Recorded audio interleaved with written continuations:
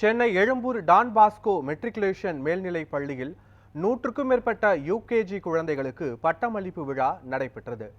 Chennai Egmore Don Bosco matriculation மேல்நிலைப் பள்ளியில் kinder garden குழந்தைகளுக்கான ஆண்டு விழா மற்றும் பட்டம் வழங்கும் விழா நடைபெற்றது. இந்த நிகழ்ச்சியின் தொடக்கத்தில் எல்கேஜி வகுப்பு மாணவ மாணவிகள் கடவுள் வாழ்த்து பாடலை பாடினர். தொடர்ந்து நிகழ்ச்சியை பள்ளியின் தலைமை நிர்வாகிகள் மற்றும் சிறப்பு விருந்தினர்கள் ஒன்றிணைந்து குத்துவிளக்கேற்றி தொடங்கி வைத்தனர்.